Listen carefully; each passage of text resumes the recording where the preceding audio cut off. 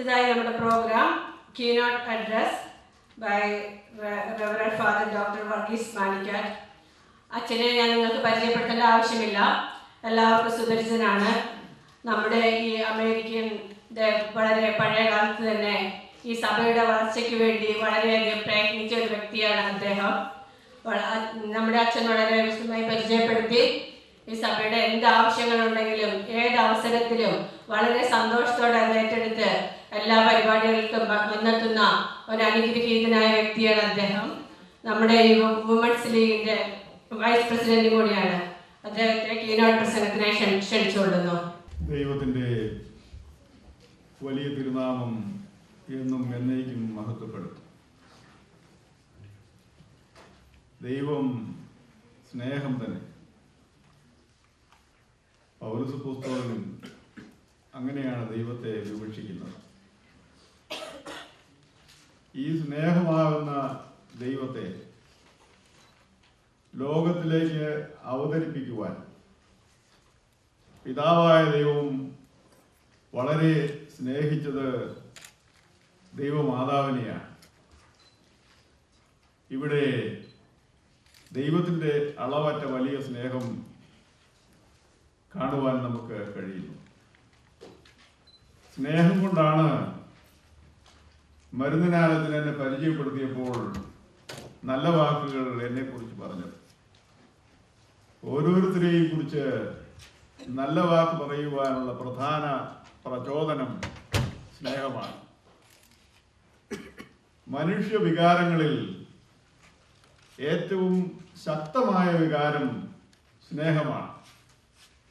അതുകൊണ്ടാണ് അതിന് പല വിധത്തിലുള്ള പര്യായങ്ങൾ ഭാഷയിലുള്ളത്. ഈ സ്നേഹം കൊണ്ടാകണം ഒരു പക്ഷേ ഞാൻ വിചാരിക്കുകയാണ് മൂവാറ്റുപുഴ എന്ന സ്ഥലമുണ്ടായത്.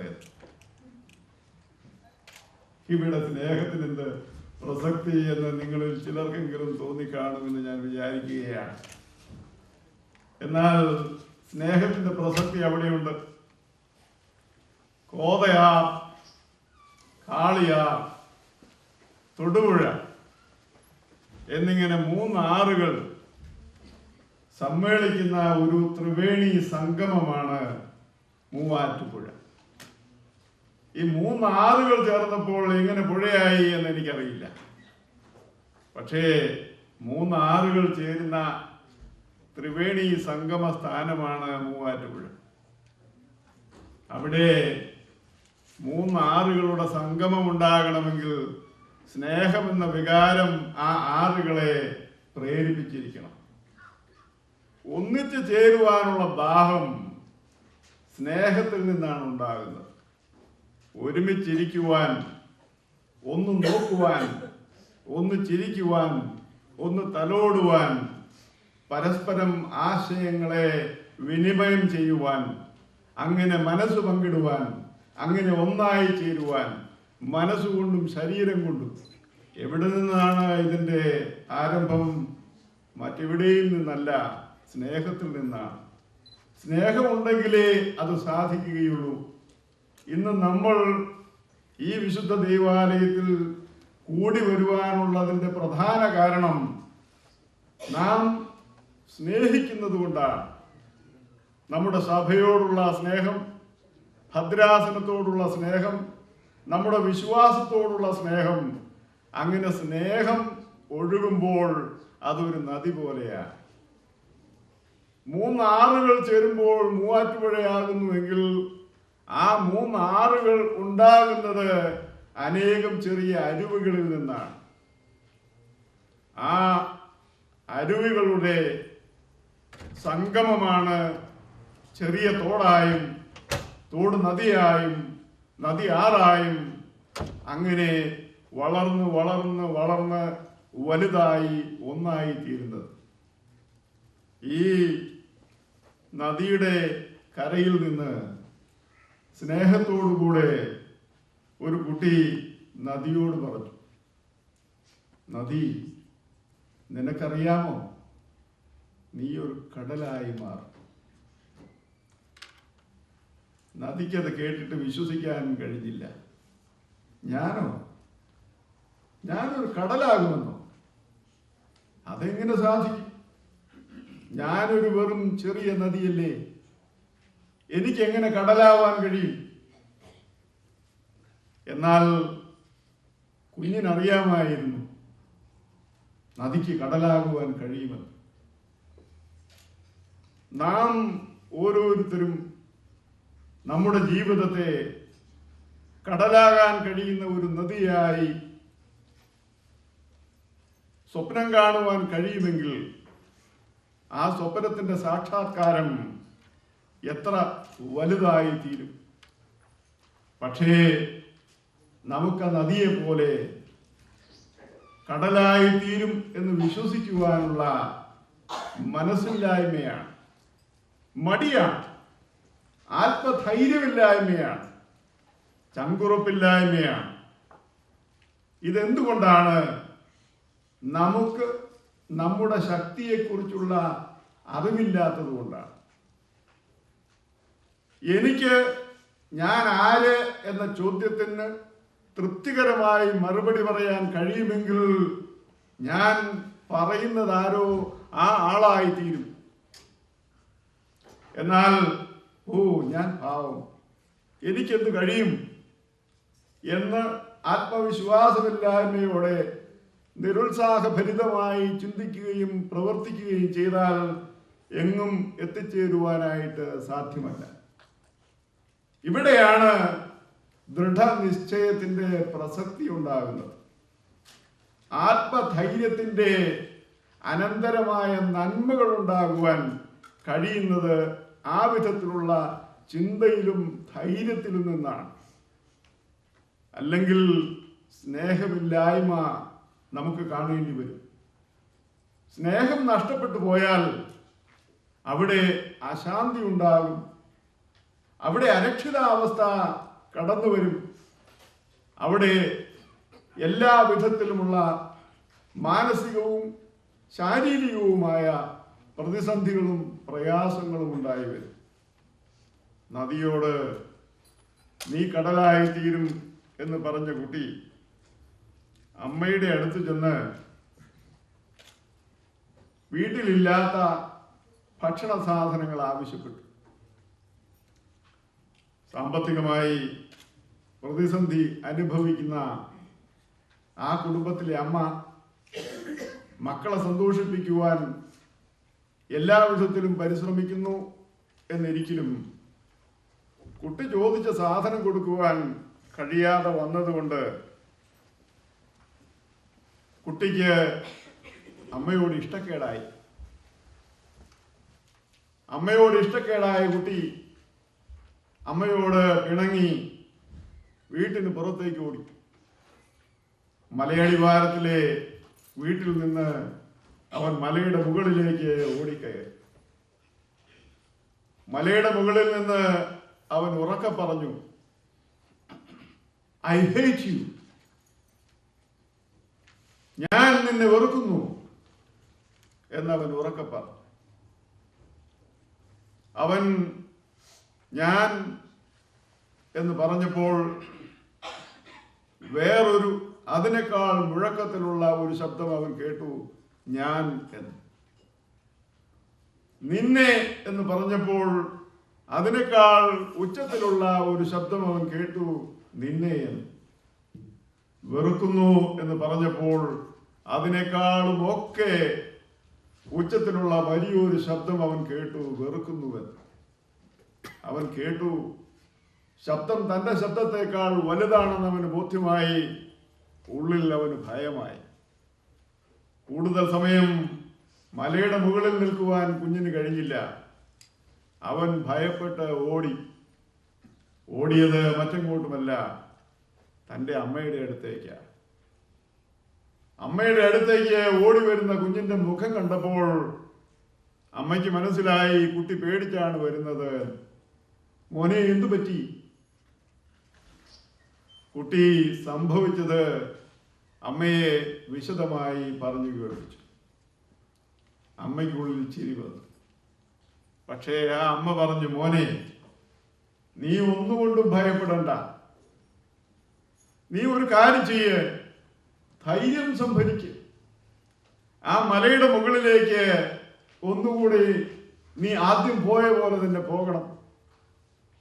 എന്നിട്ട് നീ ആ പറഞ്ഞതുപോലെ തന്നെ ഉറക്കെ പറയണം. പക്ഷേ മാറ്റി പറയണം. എന്ത് പറയണം അമ്മേ? ഞാൻ നിന്നെ, ഇത് രണ്ടും ആദ്യത്തേതുപോലെ തന്നെ, വെറുക്കുന്നു എന്ന് പറഞ്ഞതിന് പകരം സ്നേഹിക്കുന്നു എന്ന് പറയണം മോനെ എന്നമ്മ പറഞ്ഞു. കുട്ടി അമ്മയെ അനുസരിച്ചു. മലയുടെ മുകളിലേക്ക് പോയ കുട്ടി ഉറക്കെ പറഞ്ഞു, ഞാൻ നിന്നെ സ്നേഹിക്കുന്നു. അവൻ പറഞ്ഞതിനേക്കാൾ 10 മടങ്ങ് ഉച്ചത്തിൽ അവന്റെ വാക്കുകൾ അവന്റെ ചെവികളിൽ മാറ്റൊലിക്കൊണ്ടു. അവന് ബോധ്യമായി ആരോ അവനെ സ്നേഹിക്കുന്നുവെന്ന്. അവന് സന്തോഷമായി. വിഷണ്ണമുഖനായി വ്യസനത്തോടെ അമ്മയുടെ അടുക്കിലേക്ക് ആദ്യം ഓടി വന്ന മകൻ സുസ്മേരവദനായി ചിരിച്ചുകൊണ്ട് അത്ഭുതം കൂറിയ മുഖത്തോടെ അമ്മയുടെ അടുക്കിലേക്ക് വന്നു. അമ്മ ചോദിച്ചു, മോനെ എന്താണ് സംഭവിച്ചത്?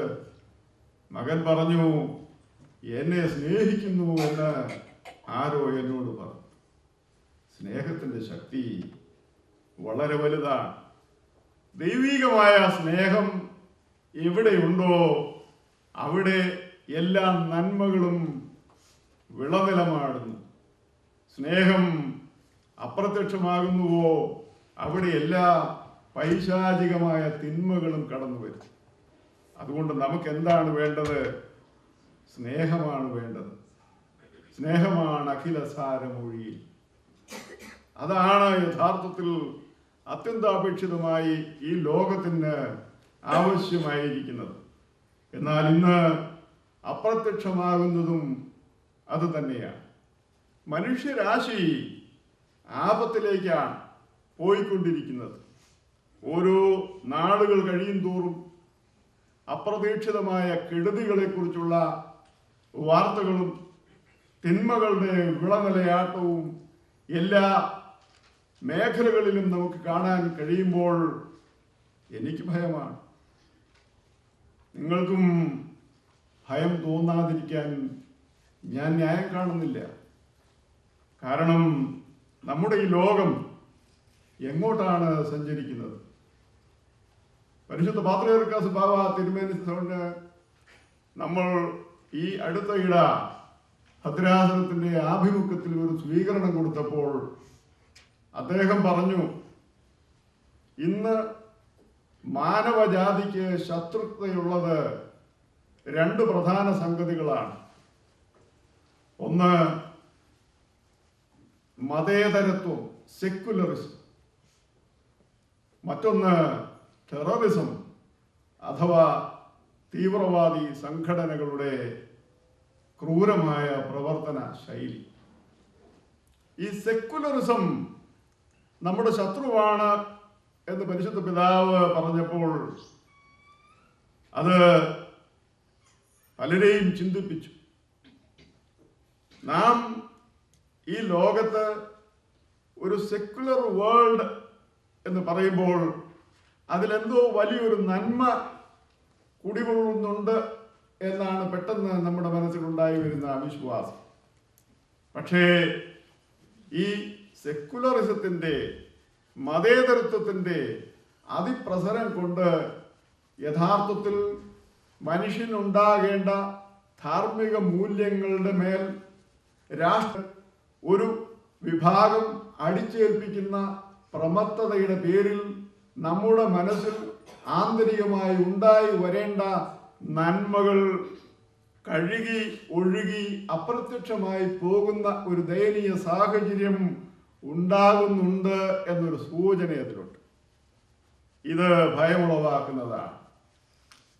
മതവിശ്വാസം ഈ ഭൂമുഖത്ത് നിന്ന് ഇല്ലാതായി പോയാൽ അടിസ്ഥാനപരമായി മാനുഷിക മൂല്യങ്ങൾ നഷ്ടപ്പെട്ടു പോകുന്നു എന്ന ഒരു ദുസ്ഥിതി സംജാതമായാൽ അതിൻ്റെ ഭവിഷ്യത്ത് എത്ര വലുതായി തീരുമെന്ന കാര്യത്തിൽ മാനവജാതി ചിന്തിക്കുന്നുണ്ടോ എന്നത് വളരെ കാര്യമായി ആലോചിക്കേണ്ട ഒരു വസ്തുതയാണ്. യഥാർത്ഥത്തിൽ മനുഷ്യരാശി ആപത്തിലേക്ക് സഞ്ചരിക്കുമ്പോൾ അത് യന്ത്രങ്ങളുടെ ആധിപത്യം കൊണ്ടാകാം, നിയമങ്ങളുടെ ആധിക്യം കൊണ്ടാകാം. ഇന്ന് ഞാനും നിങ്ങളും ആധുനികമായ യന്ത്ര സാമഗ്രികളുടെ അടിമകളായി മാറിയിരിക്കുകയാണ്. യുവതലമുറ അവരുടെ സെൽഫോൺ കയ്യിലില്ലെങ്കിൽ അവർക്ക് ജീവിതമല്ലെന്ന് ചിന്തിച്ച് ഭീതിപ്പെടുന്ന ഒരു കാലഘട്ടത്തിലാണ് നാം ജീവിക്കുന്നത്. ഉറങ്ങാൻ കിടക്കുമ്പോൾ അത് തലയുടെ കീഴിൽ സൂക്ഷിച്ചു വച്ചില്ലെങ്കിൽ കുട്ടികൾക്ക് ഉറക്കം വരില്ല.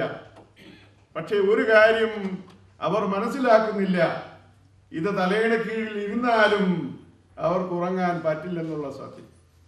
അതിൽ നിന്ന് ശബ്ദം ഇടയ്ക്കിടെ പുറപ്പെട്ടുകൊണ്ടേയിരിക്കും. ആവശ്യമുള്ളതും ഇല്ലാത്തതുമായ വാർത്തകളും സന്ദേശങ്ങളും അതിൽ നിരന്തരം വന്നുകൊണ്ടേയിരിക്കും. അതിൻ്റെ കുനുകുനുക്കുന്ന ശബ്ദം അവരുടെ ഉറക്കത്തെ ഹനിക്കും. അവരുടെ ഉറക്കത്തിന് അത് ഹാനികരമായി തീരുമ്പോൾ അത് അവരുടെ ആരോഗ്യത്തെ ബാധിക്കും. ആരോഗ്യത്തെ ബാധിച്ചാൽ ക്രമേണ അത് മാനസികവും ശാരീരികവുമായ പ്രത്യാഘാതങ്ങൾക്ക് കാരണമാകും. അങ്ങനെ വലിയ ആപത്തിന് അത് ഇടയാകും. അങ്ങനെ മനുഷ്യന്റെ സ്വാതന്ത്ര്യം നഷ്ടപ്പെട്ടു പോകും. നാം ഓരോരുത്തരും സ്വതന്ത്രരാണെന്നാണ് നമ്മുടെ ഭാവം. I am independent, we live in an independent country എന്നൊക്കെ നമ്മൾ അഭിമാനത്തോടുകൂടെ പറയുന്നുണ്ട്.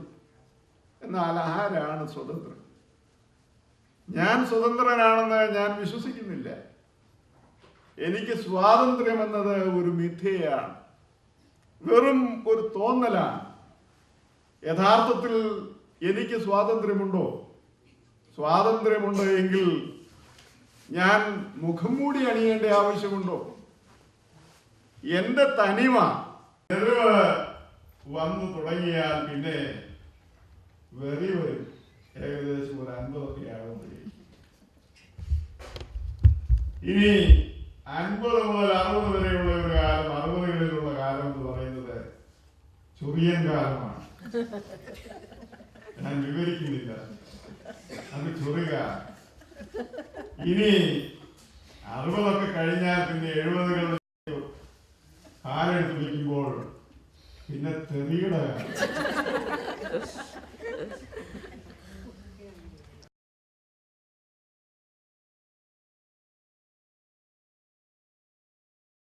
മക്കളുടെ മക്കളും അതിന്റെ മക്കളും പേരക്കിടാങ്ങളുമായ കാലം, അത് ചിരിയുടെ കാലം.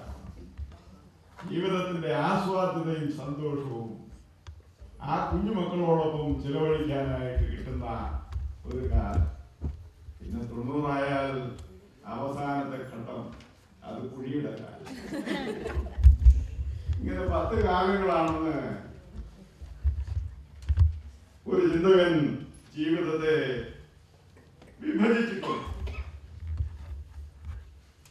ഈ രീതിയിലുള്ള നമ്മുടെ ജീവിതത്തിൽ, നാം ജീവിക്കുന്ന ഈ സമൂഹത്തിൽ,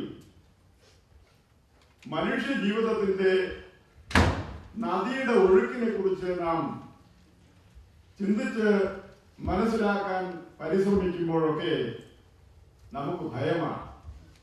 കാരണം കുടുംബങ്ങൾ തകരുകയാണ്, അഴിമതിയും അധാർമികതയും നടമാടുകയാണ്, വഞ്ചനയും കളവും നുണയും ഒക്കെ മുൻസീറ്റ് പിടിച്ചിരിക്കുകയാണ്. എവിടെ നോക്കിയാലും പ്രതീക്ഷയില്ല, പ്രത്യാശയില്ല. എല്ലാം നഷ്ടപ്പെട്ടുകൊണ്ടിരിക്കുന്ന ഒരനുഭവത്തിന്റെ ഭീതി. നമുക്കറിയാം, കുടുംബം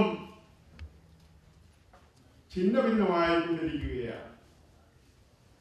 ഇവിടെ ഒരു ചാലഞ്ച് നമുക്ക് കാണുവാൻ കഴിയും. അതാണ് ഇന്നത്തെ വിഷയം. ദ കണ്ടംപററി ചാലഞ്ച്, ആനുകാലികമായ ഒരു വെല്ലുവിളിയാണ് നമുക്കിവിടെ കാണാൻ കഴിയുന്നത്. ഈ വെല്ലുവിളിയുടെ സന്ദർഭത്തിലാണ് മത്തായിയുടെ സുവിശേഷം 20-ാം അധ്യായത്തിന്റെ 21-ാം വാക്യത്തിലെ ചോദ്യം, വാട്ട് ഡു യു വാണ്ട്? നിനക്ക് എന്താണ് വേണ്ടത്? മക്കളോടുള്ള സ്നേഹം, സ്വന്തം മക്കളോടുള്ള സ്നേഹമാണ് അമ്മയുടെ ഏറ്റവും വലിയ സമ്മാനം. മക്കൾക്ക് കൊടുക്കാൻ കഴിയുന്ന വലിയ സമ്മാനം എന്ന് പറയുന്നത് സ്നേഹമാണ്. അതുകൊണ്ടാണ് അവൾ അവനോട് പറഞ്ഞത്, കർത്താവേ, നിന്റെ രാജ്യത്വത്തിങ്കൽ ഇവരിൽ ഒരുവനെ ഇടതുഭാഗത്തും ഒരുവനെ വലതുഭാഗത്തും ഇരിക്കുവാൻ നീ അനുവദിക്കണമേ. എന്തോ ഒരു വലിയ ആഗ്രഹം, എന്തോ ഒരു വലിയ സ്നേഹം. ഇവിടെ ആ മാതാവിന് ആ മക്കളെ കുറിച്ചുള്ള കരുതൽ മാത്രമായിരുന്നു, ആ മക്കൾക്ക് വേണ്ടിയുള്ള ചിന്ത മാത്രമായിരുന്നു ആ മാതാവിന്റെ മനസ്സിലുണ്ടായിരുന്നത്. കുടുംബം എന്നതിന്റെ ആത്യന്തികമായ അർത്ഥം നമുക്ക് ഉൾക്കൊള്ളാൻ കഴിയുന്നത് അവരുടെ മനസ്സിലുള്ള ആഗ്രഹങ്ങൾ, അവർക്ക് എന്താണ് വേണ്ടതെന്ന ചോദ്യത്തിന്റെ മറുപടി അവരുടെ ഉള്ളിൽ നിന്നും ഉയർന്നു വരുന്നത് അവരുടെ സ്വാർത്ഥതയെ മുന്നിൽ നിർത്തിക്കൊണ്ടാണ്. ഇന്നൊരമ്മയുടെ ആഗ്രഹം എന്താണ്? 50 വയസ്സായ അമ്മയുടെ ആഗ്രഹം, എനിക്ക് ഏറിയാൽ ഒരു 26-ൽ കൂടുതൽ പ്രായം തോന്നാൻ പാടില്ലാത്ത വിധം എന്റെ സൗന്ദര്യത്തെ വർദ്ധിപ്പിക്കണം, എന്റെ വണ്ണം കുറയ്ക്കണം, എനിക്ക് ഭാരം കൂടുതലാണ്, അത് കുറയണം, മുഖകാന്തിയും ശോഭയും പോരാ, കൂടുതൽ ആകർഷകത്വം തുളുമ്പുന്നതാകണം, എന്റെ നടത്തം ഒരു യുവതിയെ പോലാകണം. ഈ വിധത്തിലുള്ള അനേകം ആഗ്രഹങ്ങളാണ് ഒരു അമ്മയുടെ മനസ്സിലുണ്ടാകുന്നത്. അപ്പോൾ പിന്നെ അമ്മയ്ക്ക് മക്കളെ കുറിച്ച് ചിന്തിക്കാൻ എവിടെ നേരം? മക്കളെ കരുതുവാൻ എവിടെ സമയം? അതിന് നേരവും സമയമില്ലാത്ത അമ്മ അവളുടെ സ്വാർത്ഥമായ ചിന്താഗതികൾക്ക് അനുസൃതമായ നേട്ടങ്ങൾ ഉണ്ടാക്കിയെടുക്കുവാനായിട്ടുള്ള കഠിന പരിശ്രമത്തിലാണ്. പക്ഷേ ഒരു കാര്യം ആ അമ്മ മറന്നു പോകും. അതുപോലെ തന്നെ ഒരു കാര്യം അപ്പനും മറന്നു പോകും. ഒരപ്പൻ എന്നാൽ ജന്മം കൊടുക്കുവാൻ വേണ്ടി മാത്രം രൂപീകൃതമായ ഒരു ശരീരമാണെന്ന് വിചാരിക്കാൻ സാധ്യമല്ല. വർഷങ്ങൾക്ക് മുൻപ് ഞങ്ങൾ ഈ നാട്ടിൽ വന്നപ്പോൾ ഞങ്ങളുടെ മക്കൾ കുഞ്ഞുങ്ങളായി സ്കൂളിൽ ചേർക്കുന്നതിന് വേണ്ടി എഡ്യൂക്കേഷൻ ബോർഡിന്റെ ഓഫീസിൽ ഞങ്ങൾ 4 പേരും കൂടെ പോയി. തുടർന്ന് അവർ ചില ചോദ്യങ്ങൾ ഞങ്ങളോട് ചോദിച്ചു. പക്ഷേ ഈ ചോദിച്ച ചോദ്യങ്ങളെല്ലാം എൻ്റെ ഭാര്യയുടെ നേരെ നോക്കിയേ. ഞാൻ അവിടെ ഉണ്ട് എന്ന ഭാവം പോലും ആ സ്ത്രീക്കില്ല. പക്ഷേ ഇതിന്റെ മറുപടി എല്ലാം പറയാൻ അറിയാവുന്നത് ഞാനുമായിരുന്നു. എന്റെ ഭാര്യയുടെ നേരെ നോക്കി ആ സ്ത്രീ ചോദ്യം ചോദിക്കും, അരികിലിരിക്കുന്ന ഞാൻ അതിന് മറുപടി പറയും. എനിക്ക് വളരെ വിചിത്രമായി തോന്നും. അന്ന് എനിക്ക് ഈ രാജ്യത്തെ കുടിയേറ്റക്കാരിൽ പുതിയ ഒരാളായിരുന്നത് കൊണ്ട് ഇവിടുത്തെ സാമൂഹ്യ വ്യവസ്ഥയെ കുറിച്ച് വലിയ നിശ്ചയമുണ്ടായിരുന്നില്ല. പക്ഷെ പിന്നീടാണ് മനസ്സിലായത്, അപ്പൻ എന്ന് പറയുന്നതിന് വലിയ പ്രസക്തിയോ പ്രാധാന്യമോ ഒന്നും ഈ നാട്ടിലില്ല. അപ്പൻ ആരാണെന്ന് അറിഞ്ഞിട്ട് വേണ്ടി. അതാണ് അവസ്ഥ. സ്വന്തം മക്കളുടെ അപ്പൻ ആരാണെന്ന് അറിയാൻ പാടില്ലാത്ത അമ്മമാരുടെ വലിയൊരു നിരയാണ് ഈ രാജ്യത്ത്. ഓരോ അമ്മമാർക്കും 3, 4, 5, 6 മക്കളുണ്ടെങ്കിൽ ആ 6 മക്കളുടെയും അപ്പൻ ഒരു പക്ഷേ 60-ൽ 4 പേരാകാം. ആ വിധത്തിൽ ധാർമ്മികമായ അപജയമാണ് സംഭവിച്ചിരിക്കുന്നത്. അവരുടെ ഭാവി അവരാണ് നിർണയിക്കേണ്ടത്. അവരെന്ത് പഠിക്കണം, എന്താകണമെന്നൊക്കെ അവരാണ് നിശ്ചയിക്കേണ്ടത്, തീരുമാനിക്കേണ്ടത് എന്നൊക്കെ പൊതുവെ നിങ്ങൾ എല്ലാവരും പറയുന്നില്ലവരല്ലേ. എൻ്റെ ചിന്ത അതിൽ നിന്നൊരല്പം വ്യത്യസ്തമാണ്. തീരുമാനം അവരുടേതും കൂടെ ആകണം. തീരുമാനം ഒരു പിതാവ് എന്ന നിലയിൽ എൻ്റേത് മാത്രമാകരുത്. ഒരു മാതാവ് എന്ന നിലയിൽ അമ്മയുടേത് മാത്രമാകരുത്. ഒരു മകൻ എന്ന നിലയിൽ അവൻ്റേത് മാത്രമാകരുത്. മകൾ എന്ന നിലയിൽ അവളുടേത് മാത്രമാകരുത്. അങ്ങനെ ആയാൽ അത് പാളി, അത് വഴിവിട്ടു. ശരിയായ തീരുമാനമല്ല. കുടുംബത്തിൻ്റെ അടിത്തറയ്ക്കും സ്വസ്ഥതയ്ക്കും സ്ഥിരതയ്ക്കും തീരുമാനം നമ്മുടേതാകണം. ഇവിടെയാണ് അപ്പനും അമ്മയും മക്കളും കൂടിയിരുന്ന് തീരുമാനിക്കേണ്ടതിൻ്റെ പ്രസക്തിയും പ്രാധാന്യവും ഉണ്ടാകുന്നത്. ഇന്ന് പല കുടുംബങ്ങളിലും ഭിന്നതകളുള്ളതിൻ്റെ പ്രധാന കാരണം അന്വേഷിച്ചു പോയാൽ ഞാൻ എൻ്റെ വഴി എന്ന സ്വാർത്ഥതയിലൂന്നിയ ചിന്തയാണ് അതിൻ്റെ അടിസ്ഥാനം. ഞാൻ എൻ്റേത് എന്ന ചിന്ത മാറ്റിവെച്ച് ഞങ്ങൾ നമ്മുടേത് എന്ന ചിന്ത മുന്നിൽ നിന്നാൽ പ്രശ്നങ്ങൾക്കെല്ലാം വലിയ പരിഹാരമാകും. അതുകൊണ്ട് ക്രിസ്തീയമായ മാതാപിതാക്കൾ ചിന്തിക്കുന്ന ഒരു രീതി ശൈലി രൂപപ്പെട്ടു വരേണ്ടത് പ്രധാനമായും നമ്മുടേത് എന്ന ചിന്ത നമ്മുടെ മക്കൾക്ക് ഉണ്ടായി വരുവാൻ മാതാപിതാക്കൾ പരിശ്രമിക്കണം. ഇന്നത്തെ ഈ ചിന്തയിൽ ഒരല്പം പിന്നോട്ട് ലിറ്ററേച്ചർ പരിശോധിച്ചപ്പോൾ 1950 12% കുട്ടികളാണ്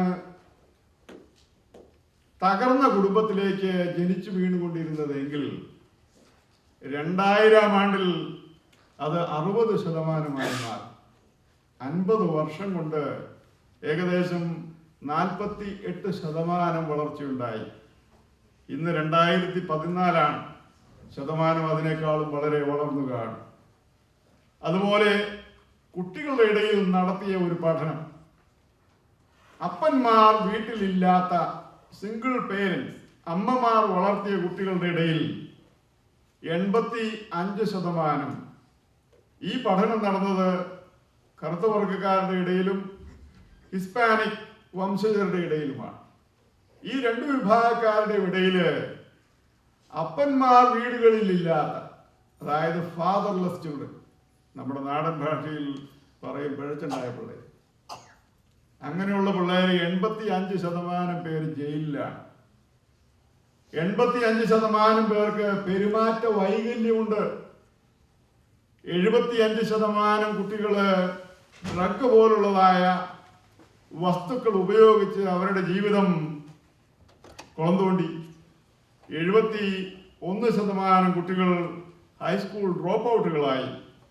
അവരുടെ ഇടയിൽ യുവതലമുറ ആത്മഹത്യ, അതുപോലുള്ളതായ ഇല്ലെജിറ്റിമേറ്റ് ബർത്ത്, അൺഎംപ്ലോയ്മെന്റ് തുടങ്ങിയതായ കാര്യങ്ങളൊക്കെ വർദ്ധിച്ചു വന്നു. ഞാൻ പ്രിൻസിപ്പലായിരുന്ന കോളേജിന്റെ ക്യാമ്പസിൽ ഒരു ദിവസം വൈകുന്നേരം 5 മണി കഴിഞ്ഞു കാണും. സാധാരണ 5 മണി കഴിയുമ്പോഴാണ് ഞാൻ ഓഫീസിൽ നിന്ന് ഇറങ്ങാറ്. ഓഫീസിൽ നിന്ന് ഞാൻ ഇറങ്ങിയപ്പോൾ മുൻപിലുള്ള പൂന്തോട്ടത്തിൽ 5ാം ക്ലാസ്സിൽ പഠിക്കുന്ന ഒരു പെൺകുട്ടി ഓടി നടക്കുകയാണ്. ഇന്നും ഞാൻ ആ കുട്ടിയുടെ പേര് ഓർക്കുന്നുണ്ട്. തന്ന കുഞ്ചൽ എന്നാണ് ആ കുട്ടിയുടെ പേര്. 5ാം ക്ലാസ്സിൽ പഠിക്കുന്ന കൊച്ച്. ഞാൻ പിയൂണിനോട് പറഞ്ഞു ആ കുട്ടിയെ വിളിക്കും. പിയൂൺ പോയി ആ കുട്ടിയോട് വരാൻ പറഞ്ഞു. യെസ് ഫാദർ എന്ന് പറഞ്ഞ് കുട്ടി എൻ്റെ അടുത്ത് വന്നു. ഞാൻ കൊച്ചിനോട് ചോദിച്ചപ്പോൾ മോളെന്താ വീട്ടിൽ പോകാത്ത, സ്കൂൾ വിട്ട് പിള്ളേരെല്ലാവരും പോയല്ലോ. ആ കുട്ടി എന്നോട് പറഞ്ഞു, no, I don't feel like. Why don't you want to go home? അപ്പോൾ ആ കുഞ്ഞ് പറഞ്ഞു, എൻ്റെ അമ്മ ഇപ്പോൾ വീട്ടിലില്ല. അവളുടെ അമ്മ ഒരു മുന്തിയ ബ്യൂട്ടി പാർലർ നടത്തുകയാണ്. ഒരു ഗുജറാത്തി സ്ത്രീയാണ്.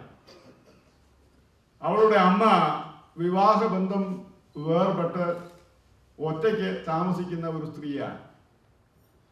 അപ്പോൾ ഈ കുഞ്ഞു പറഞ്ഞു, ഞാനിപ്പോൾ വീട്ടിലേക്ക് ചെന്നാൽ വീട്ടിലാരുമില്ല, ഞാൻ ബോറടിക്കും. അപ്പം ഞാൻ ചോദിച്ചു, പൂന്തോട്ടത്തിൽ മോൾ എന്ത് ചെയ്യുക? ഞാൻ തുമ്പിയെ പിടിക്കുക. 10 വയസ്സായ കുഞ്ഞ് തുമ്പിയെ പിടിച്ച് സന്തോഷിക്കുകയാണ് സ്കൂളിൻ്റെ പൂന്തോട്ടത്തിൽ. ഞാൻ ഓർത്തു, തീർച്ചയായും എന്തു വേദനാജനകമായ ഒരു സംഗതി. രാവിലെ മുതൽ വൈകുന്നേരം വരെ സ്കൂളിൽ ക്ലാസ് കഴിഞ്ഞ് സ്വന്തം വീട്ടിലേക്ക് പോകുവാൻ യാതൊരു ഉത്സാഹവും കാണിക്കാത്ത വെറും 10 വയസ്സ് മാത്രമുള്ള ഒരു പെൺകുട്ടി. കുടുംബം ഛിദ്രമായി പോയാൽ, കുടുംബ ബന്ധങ്ങൾ തകർന്നു പോയാൽ മക്കളെ നേരായ രീതിയിൽ വളർത്തുവാൻ നമുക്ക് കഴിയുമോ? ഒരിക്കലുമില്ല. സമയം അതിക്രമിക്കുകയാണ്. വളരെയധികം കാര്യങ്ങൾ പറയാനുമുണ്ട്. പെട്ടെന്ന് ഒരല്പം വേഗത്തിൽ വണ്ടി ഓടിക്കുകയാണ്. എങ്കിലല്ലേ മെല്ലനോട് ഞാൻ ഇന്നലെ പറഞ്ഞതുപോലെ 10 മണിയാകുമ്പോഴേക്കും ഇവിടെ എത്തുകയുള്ളൂ. തീർച്ചയായും ബഹുദൂരം വണ്ടി ഓടിക്കുന്നത് കൊണ്ട് വേഗത ഒരല്പം കൂടി ഓടിച്ചില്ലെങ്കിൽ ഒരു പക്ഷേ പറഞ്ഞ സമയത്തെത്തുവാനായിട്ട് സാധിച്ചെന്ന് വരില്ല. എന്നെക്കുറിച്ച് പൊതുവെ ഭദ്രാസനത്തിലുള്ള ഒരു ദുഷ്പേരും അതാണ്. കൃത്യം സമയത്ത് തുടങ്ങും. പ്രാർത്ഥന 7 മണി എന്ന് പറഞ്ഞാൽ 6:58 തുടങ്ങിയാൽ എനിക്ക് ഭയങ്കര സന്തോഷമാണ്. അത് 7:02 പോയാൽ വലിയ വേദനയാണ്, പ്രയാസമാണ്. സമയം പാലിക്കുവാൻ പരിശ്രമിക്കുകയാണ്. ഇവിടെ വിവാഹബന്ധം വേർപെട്ടു പോയാൽ സംഭവിക്കുന്നത് പല വിധത്തിലുള്ള പ്രത്യാഘാതങ്ങളാണ്. Whenever there is a divorce, the first marriage is always the best marriage. Take my word for it. So many studies have been conducted. So many reports have been submitted. If you analyze them, you will definitely be able to understand that the first is always the best.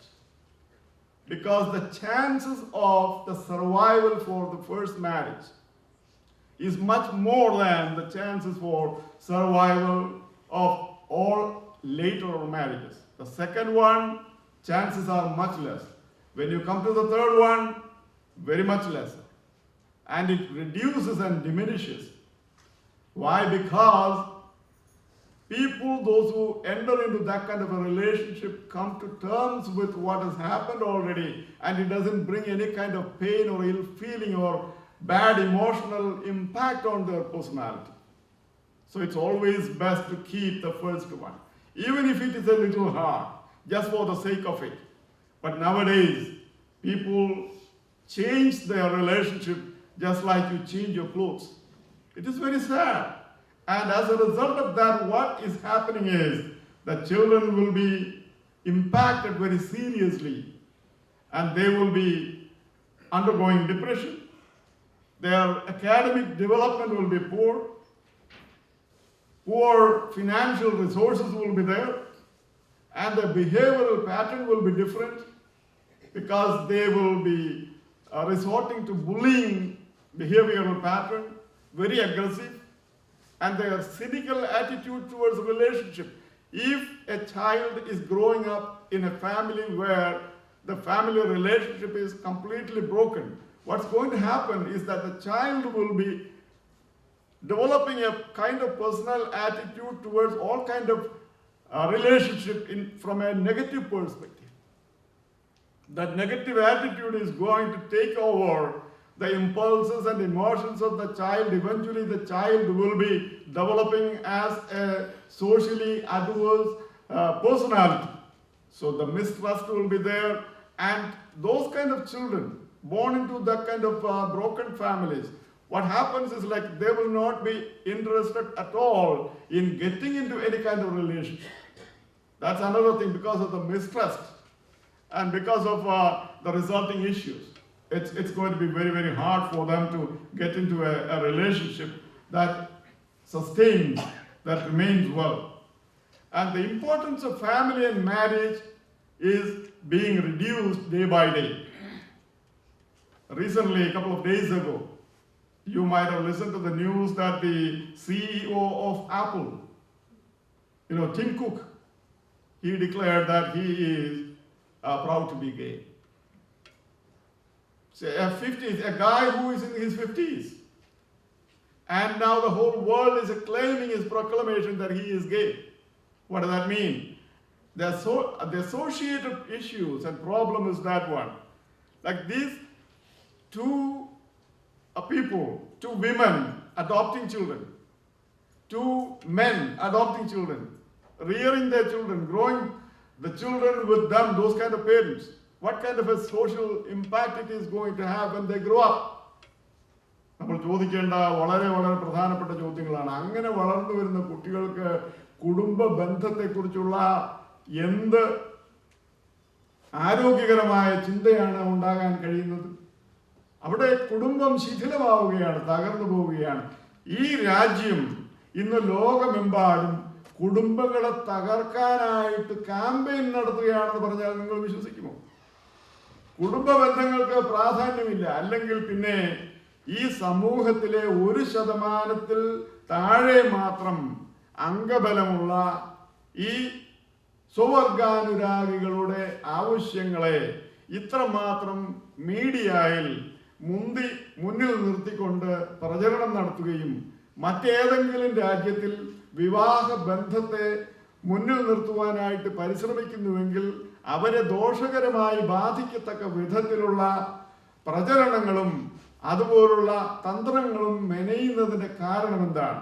നിങ്ങൾ പത്രങ്ങളിൽ വായിച്ചു കാണും, റഷ്യയിൽ നിന്ന് student exchange പ്രോഗ്രാമിന് കുട്ടികളെ അമേരിക്കയിലേക്ക് വിടുകയില്ല എന്ന് അടുത്തിടെ ഒരു തീരുമാനമുണ്ടായി. കാരണം എന്താണെന്നല്ലേ, എനിക്കത് വായിച്ചപ്പോ ചിരിക്കുകയാണോ വേണ്ടത് ദുഃഖിക്കുകയാണോ വേണ്ടതെന്ന് അറിയാതെ ആയിപ്പോയി. കാരണം റഷ്യ പോലുള്ള ഒരു കമ്മ്യൂണിസ്റ്റ് രാജ്യം, അവിടെ ദൈവം എന്ന വാക്ക് തന്നെ നിഷിദ്ധമായിരുന്ന ഒരു രാജ്യം, അവിടെ നിന്ന് അമേരിക്ക പോലുള്ള ഒരു രാജ്യത്തേക്ക് സ്റ്റുഡന്റ് എക്സ്ചേഞ്ച് പ്രോഗ്രാമിന് കുട്ടികളെ വിടാൻ അവർ വേണ്ട എന്ന് തീരുമാനിച്ചതിന്റെ കാരണം ഇവിടെ ധാർമ്മിക മൂല്യങ്ങൾ തകർന്നു പോയിരിക്കുന്നതാണ്. അമേരിക്കയിലെ ധാർമ്മിക മൂല്യങ്ങൾ തകർന്നു പോയത് കൊണ്ട് റഷ്യ പോലുള്ള രാജ്യത്തെ കുട്ടികൾക്ക് ഇവിടെ നിന്ന് പഠിക്കാനായിട്ടുള്ള സാമൂഹ്യ പശ്ചാത്തലമില്ല. കാലം മാറിയ മാറ്റം നോക്ക്, സാമൂഹ്യ വ്യവസ്ഥിതികൾക്ക് മാറ്റം ഉണ്ടായത് നോക്ക്. അങ്ങനെ എല്ലാ വിധത്തിലും നാം നോക്കിയാൽ തീർച്ചയായും ഒരു വലിയ പ്രതിസന്ധിയുണ്ട്. നമ്മുടെ മക്കൾ വളർന്നു വരുമ്പോൾ ഒരു കാര്യം മാതാപിതാക്കൾ ശ്രദ്ധിക്കേണ്ടത്, അവർ പറയുന്നത് മാത്രം ശരിയാണെന്ന് നിങ്ങൾ ഒരിക്കലും അംഗീകരിക്കരുത്. ഇന്ന് അതിനൊരു വലിയ മാറ്റമുണ്ടായി. ഞാനിവിടെ വന്ന കാലത്ത് പല മാതാപിതാക്കളും മക്കളെക്കുറിച്ച് പ്രശംസിച്ച് പറയുന്നത് കേൾക്കുമ്പോൾ എനിക്ക് തന്നെ അത്ഭുതം തോന്നിയിട്ടുണ്ട്. പ്രത്യേകിച്ചും ഞാൻ ചുമതലക്കാരനായിരുന്ന കോളേജിൽ ടീച്ചേഴ്സ് ട്രെയിനിങ് കോളേജും കൂടെ ഉണ്ടായിരുന്നത് കൊണ്ട് വരുന്നതായ ഭാവി അധ്യാപകർ കുട്ടികളെ ഏത് വിധത്തിൽ പരിശീലിപ്പിക്കണമെന്ന് അവർക്ക് പരിശീലനം കൊടുക്കുന്ന ഒരു സ്ഥാപനത്തിന്റെ ചുമതലക്കാരനായിരുന്നു എന്നുള്ളത് കൊണ്ട് കുട്ടികളുടെ ഭാവിയിൽ അവരെങ്ങനെ വളർന്നു വരണം എന്നതിനെ കുറിച്ച് ഏകദേശം ഒരു രൂപം അക്കാഡമിക് തലത്തിൽ രൂപപ്പെട്ടിരുന്നത് കൊണ്ടാണ് അത്ഭുതം തോന്നിയത്. കാരണം കുട്ടികൾ പറയുന്നത് 100% ശരിയാണെന്നും അവരുടെ ആഗ്രഹങ്ങൾ 100% സാധിച്ചു കൊടുക്കണമെന്നും വിചാരിക്കുന്ന മാതാപിതാക്കളുടെ ഒരു വലിയ സംഘമായിരുന്നു ഇവിടെ ഉണ്ടായിരുന്നത്. അത് വളരെ ഖേദകരമായ ഒരു കാര്യമാണ്. ഒരിക്കൽ 5ാം ക്ലാസ്സിൽ എൻ്റെ മൂത്ത മകൻ പഠിക്കുമ്പോൾ ആ സ്കൂളിലെ പ്രിൻസിപ്പൽ സെക്സ് എഡ്യൂക്കേഷന് എൻറോൾ ചെയ്യുന്നതിന് വേണ്ടിയിട്ട് ഒരു പേപ്പർ പേരൻസിന്റെ സിഗ്നേച്ചർ വാങ്ങിക്കുവാനായിട്ട് കൊടുത്തുവിട്ടു. ഞാൻ ആ പേപ്പറിൽ നോ എന്നെഴുതി കൊടുത്തുവിട്ടു. ആ പ്രിൻസിപ്പൽ എന്നെ വിളിപ്പിച്ചിട്ട് എന്നോട് ചോദിച്ചു, നിങ്ങൾ ഒരു ആൾ മാത്രമാണ് ഇതിന് നോ എഴുതിയത്, മറ്റെല്ലാ പേരൻസും യെസ് എഴുതി. എന്തുകൊണ്ടാണ് നിങ്ങൾ നോ എഴുതിയത്? നോ എഴുതിയാൽ വരാൻ പോകുന്ന ഭവിഷ്യത്തുകൾ എന്താണെന്ന് നിങ്ങൾക്കറിയാമോ എന്ന് അദ്ദേഹം എന്നെ പറഞ്ഞ് ധരിപ്പിക്കാനായ ഒരു ശ്രമം നടത്തി.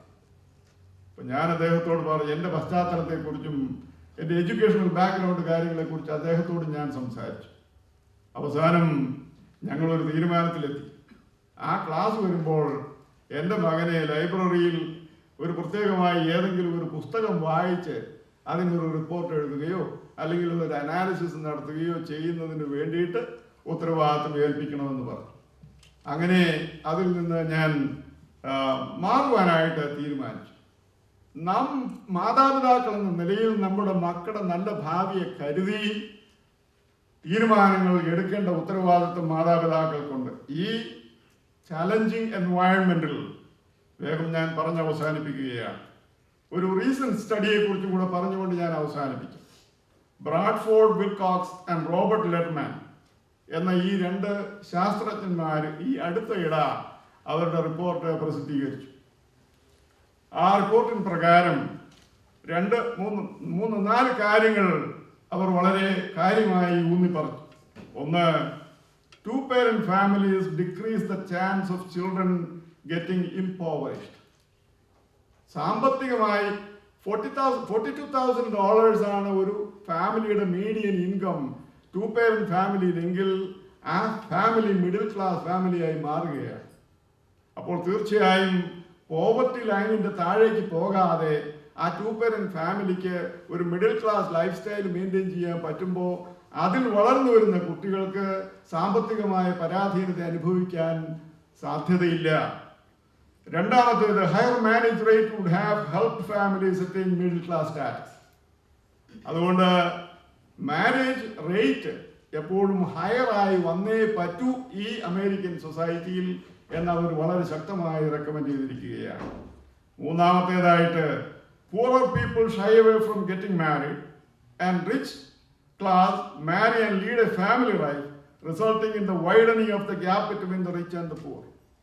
So there is a gap between the rich and the poor. അത് വൈഡൻ ചെയ്യുകയാണ് ചെയ്യുന്നത്. പണക്കാര് വീണ്ടും പണക്കാരാകും, പാവപ്പെട്ടവർ വീണ്ടും പാവപ്പെട്ടവരാകും.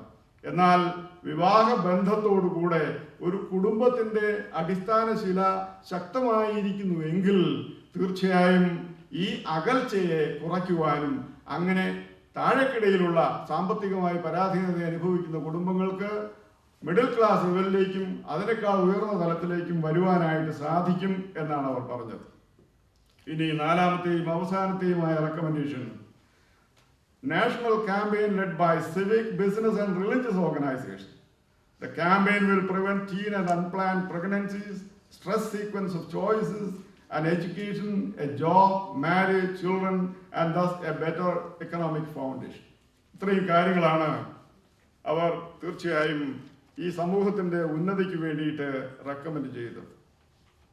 ഈ കാര്യങ്ങളിൽ നിന്നെല്ലാം നമുക്ക് മനസ്സിലാകുന്നത് ശിഥിലമായി പോകുന്ന കുടുംബ ബന്ധങ്ങളുടെ പശ്ചാത്തലത്തിലാണ് കുട്ടികൾ വളരുന്നത് എങ്കിൽ അവരുടെ ഭാവിയെ ദോഷമായി ബാധിക്കുന്ന അനേകം ഘടകങ്ങൾ ഈ ഭൂമുഖത്ത് വളർന്നു വന്നുകൊണ്ടിരിക്കുന്നു എന്നുള്ളതുകൊണ്ട് നാം ക്രിസ്ത്യാനികൾ എന്ന നിലയിൽ നമ്മുടെ മുമ്പിലുള്ള വലിയ വെല്ലുവിളി വളർന്നു വരുന്ന നമ്മുടെ യുവതലമുറയെ കുടുംബ അവബോധമുള്ളവരാക്കി, കുടുംബത്തെക്കുറിച്ചുള്ള പ്രാധാന്യം കൂടുതൽ മനസ്സിലാക്കി, വിവാഹം കഴിക്കേണ്ട പ്രായത്തിൽ വിവാഹം കഴിക്കാൻ അവരെ പ്രേരിപ്പിക്കുകയും പഠിപ്പിക്കുകയും അതിനുവേണ്ട മാർഗനിർദ്ദേശങ്ങൾ കൊടുക്കുകയും നിങ്ങൾക്ക് വ്യക്തിപരമായി അതിന് കഴിയുന്നില്ലെങ്കിൽ നമ്മുടെ സോഷ്യൽ സിസ്റ്റം, പള്ളി, സഭ, പുരോഹിതന്മാര് അല്ലെങ്കിൽ നമ്മുടെ ഈ കമ്മ്യൂണിറ്റിയിൽ തന്നെയുള്ള മനഃശാസ്ത്ര വിദഗ്ധര്, അതുപോലുള്ള സാമൂഹ്യ പ്രവർത്തകര് തുടങ്ങിയവരുടെ സഹായം അഭ്യർത്ഥിക്കുകയും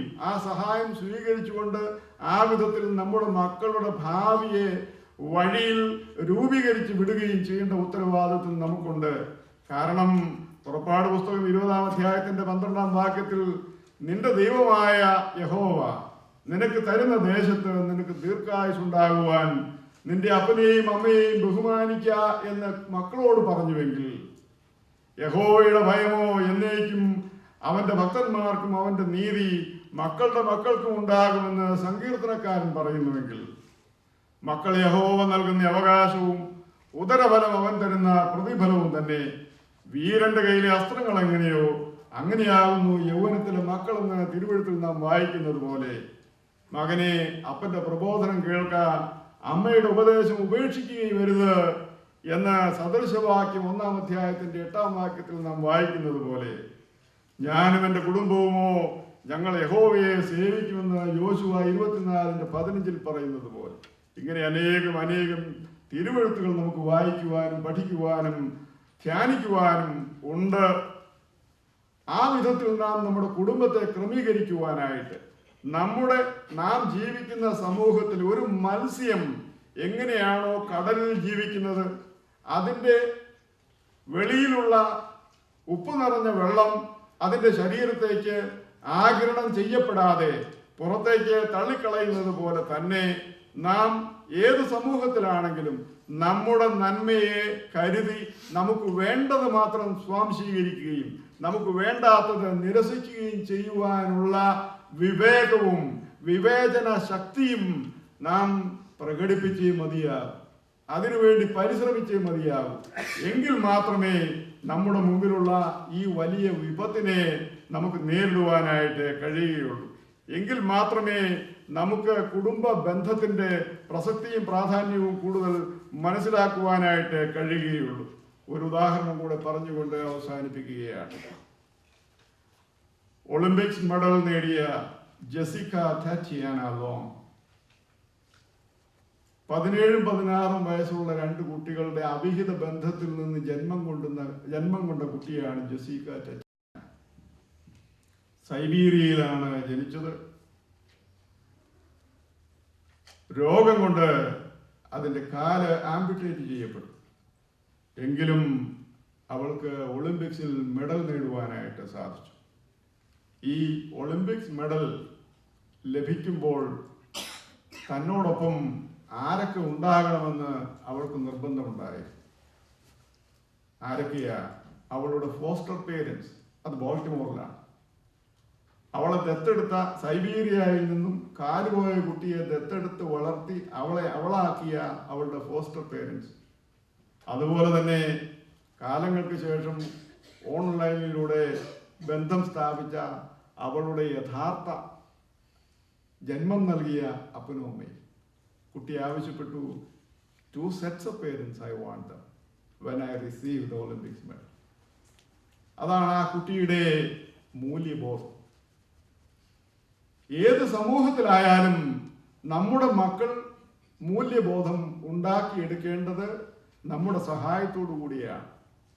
ആ അമ്മ ആ കുട്ടിയോട് ഐ ലവ് യു എന്ന് പറയാൻ മലയുടെ മുകളിലേക്ക് പറഞ്ഞയച്ചതുപോലെ നമ്മുടെ മക്കളെ സ്നേഹിക്കാനും സ്നേഹിക്കപ്പെടുവാനും കുടുംബത്തെ കരുതുവാനും ഭാവിയെ ശോഭനമാക്കുവാനും ഉപദേശം കൊടുക്കേണ്ട ചുമതല മാതാപിതാക്കളുടേതാണ്.